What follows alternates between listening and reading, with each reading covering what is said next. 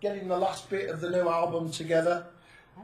Now it's got to go to the factory tomorrow to start being pressed. We've finished all the artwork, but we've just got the final details of the master now to finish. That's great. That's great, my friend. So, tell me about the soundtracks of my life. Some details. Well, it's 30 songs that are important to me, that are my favourite songs. So it's not really the best of, because I'm an independent, underground heavy metal artist. Yep. So I haven't had a great deal of commercial success.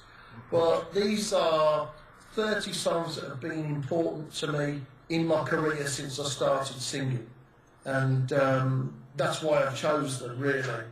And it's a big focus on the things I've done, a lot of the stuff that I've done since I made it, because that's what's really changed.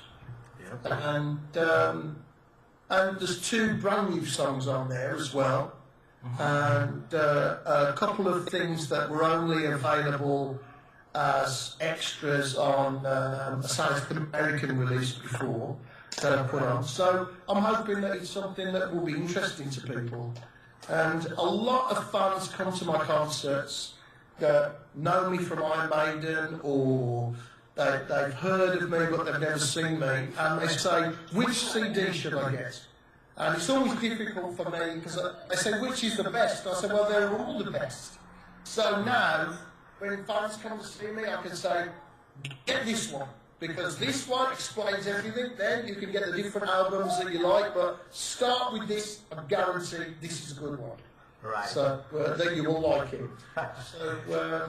So that's why I wanted to do it, really. And you know, I didn't believe that I would still be singing, and I thought I would be dead quite a long time ago. You know, from being in a band, drinking too much, and all of this business. But you know, it's 30 years since I've started, and I've stayed away from drugs. And the most important thing to me has always been singing and music, and trying to make the kind of best kind of music that I can to express my ideas. And here I am 30 years later, you know. So I wanted to do something with the voice that I have now on the new songs, and it's something that says, right, here's me up to now, and this is part of my journey, and I want to celebrate the fact that I've got this far and I can still sing, and you know, I feel I'm a better singer now than I ever have been. So that's why I wanted to do it. And I think 30 years it's weird, because you think, well, you've been going 30 years, that makes you really old. But the other side is, you've been going 30 years, that gives you so much experience. And if you've lasted that long, you know who you are. I'm so out of fashion, I'm so unfashionable that I'm actually cool. So that's something you don't get after 3 years. All right. And will you tour for this album?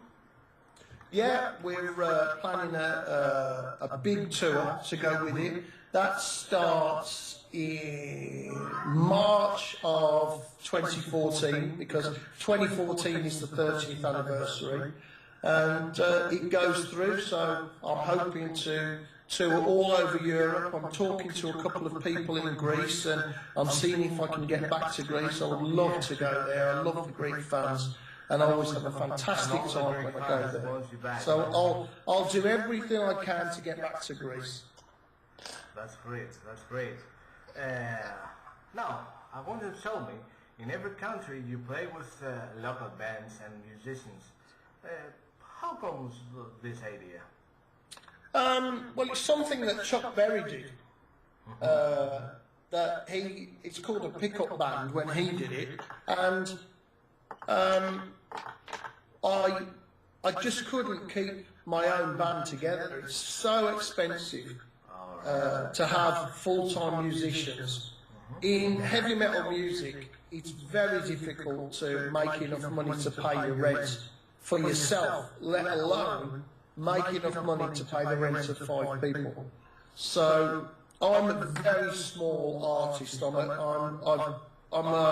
got some incredibly loyal fans, a few thousand loyal fans around the world that support me. But unless you were selling 50, 60, 70,000 CDs, then it's just too tough. To keep going, keep singing and writing, then I just couldn't afford to have my own band. So I started working with different bands, and it's really great because people have a different energy. I get to meet a lot of interesting people that I wouldn't have before, and it's a really nice thing to do, to be that flexible. And you go somewhere, you're working with local musicians, and people really do their best. So I enjoy it. It's something that Paul Diano has done for a long time, and I really enjoy doing it. And generally speaking, the standard of the musicians that I get to work with is really good. It's really good, and you give the opportunity to those musicians to play with you. Yeah, a lot of times you're a young band, you don't, and you're playing original material, you play to no one. And so it is a chance for people to actually play in front of people and become a bit recognised. And I've had some absolutely great musicians. Yeah. In the last tour, you played with Paul Diano. Can you tell me something about that? Yeah, I really enjoy going on tour with Paul. He's a really funny guy. And we always have a great time when we're out there. We have a great laugh. And we have a similar level of experience about touring and things. So it's really fun. And I enjoy it. And when we get together, I sing all my old Maiden songs.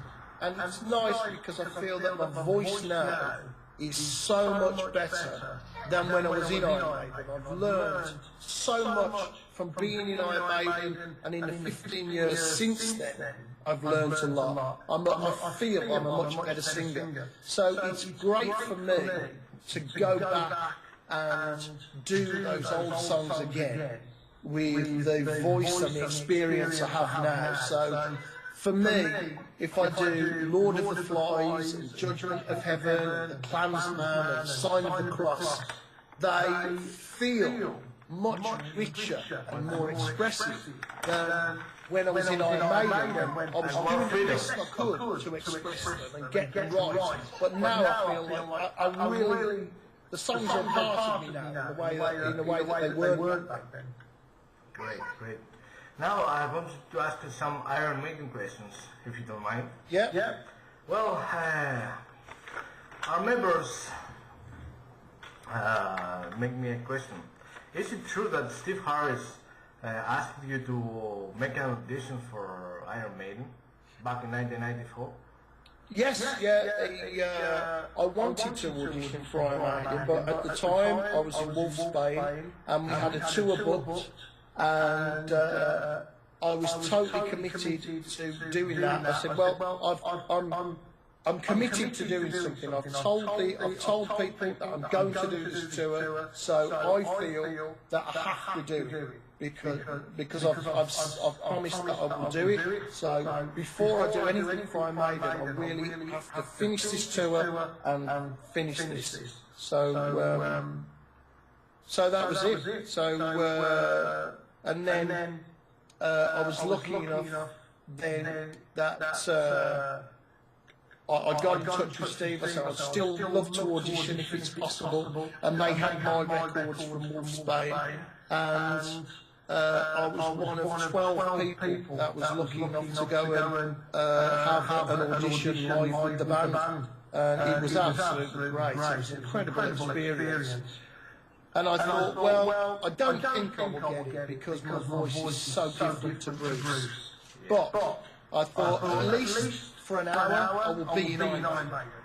Yeah. So for the hour, I was there in the rehearsals. I thought, well, I am the singer of Iron Maiden for an hour. So no matter what happens to me in my life, I can say for an hour I was in Iron Maiden. So that's the way it is. I thought I've done everything I can to prepare. I can't do any more. I'm just going to try and enjoy it. Enjoy the fact that I'm singing my favourite songs with these incredible musicians, and that was it. And then.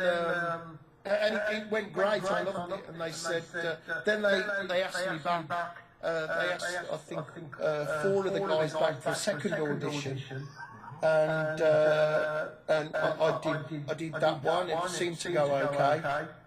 And then after that was it. They said, right, you've got it. And I was just, wow, that's unbelievable. I never thought that I never ever thought that I would get it, because my voice is so different. My approach is a lot different to Bruce, and I never thought I would get it. So I was shocked when he said, "Yeah, you're going to be the new singer of Iron Maiden." I was absolutely shocked. Yeah, your voice is different, Bruce. And what's the best and the worst time in the Maiden? I think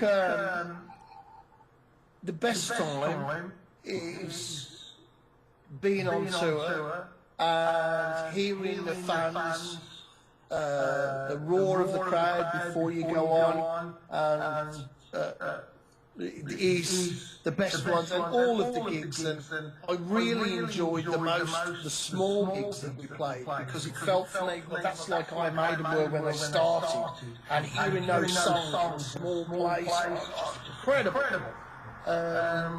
So those are the best times, and I think the worst times is there's a lot of waiting around, and if you're not on tour and you're not recording, then I just felt like, well, the other guys were older than me, and they had families and everything like that. But for me, I thought, well, I just would rather stay on tour than go home. You know,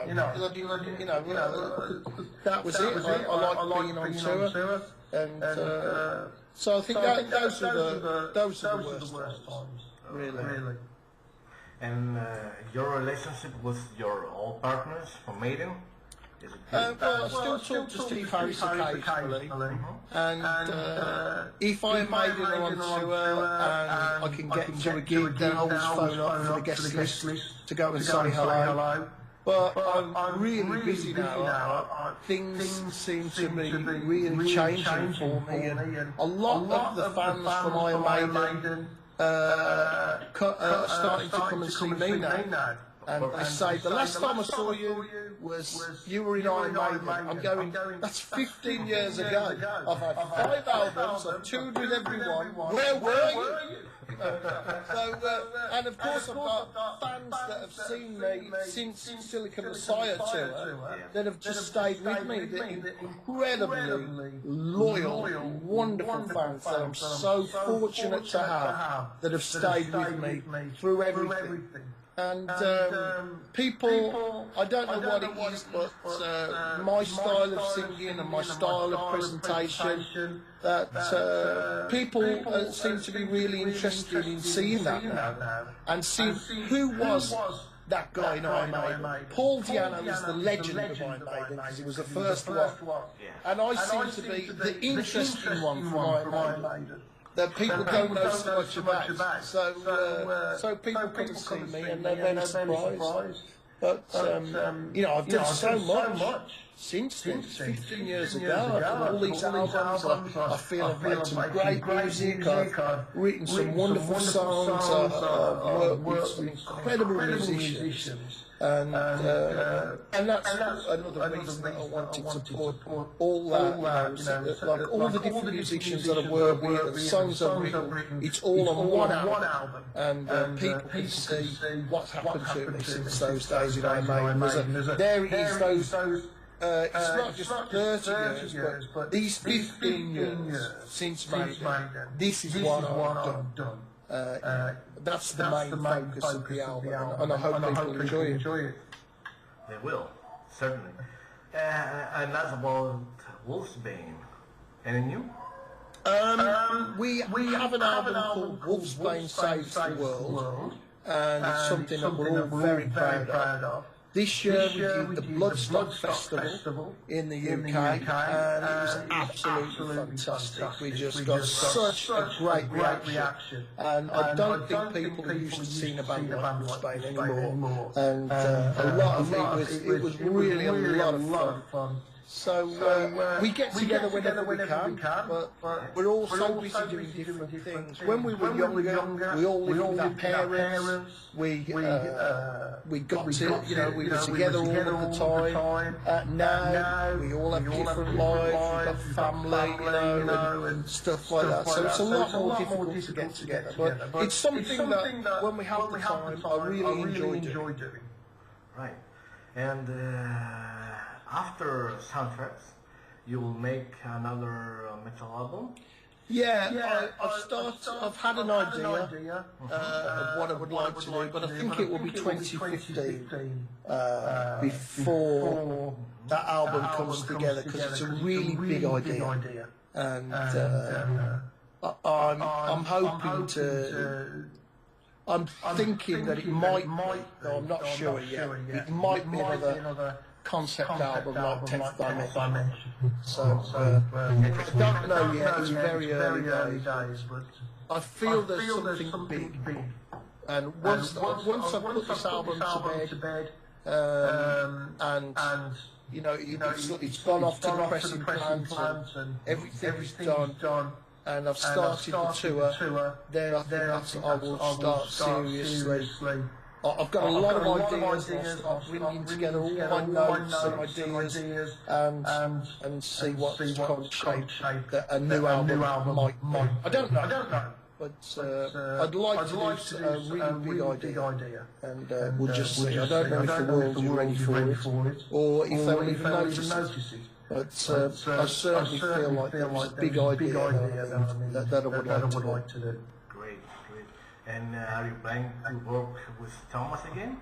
Yeah, I'm planning to work with Tom again, and I've co-written 2 of the songs on this album with Rick Plester, who was in Dark Symphony. There's 2 new songs. One is called Eating Children, and the other song is called Hatred. And I'm very pleased with the way those have come out. And I'll be working with a lot of different people, I think. So I'll definitely be working with Thomas again, but also a lot of different people, because I want to do something that's very big. Right. Well, that's it. Blaze, I want you to give a message to our members and to our Greek members who loves you. Okay.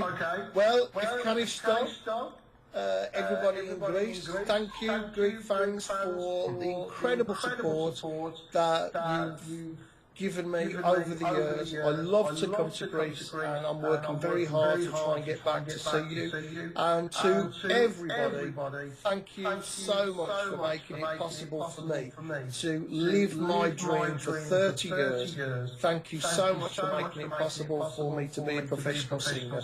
And I look forward to seeing you on the tour next year, and thank you very, very, very much.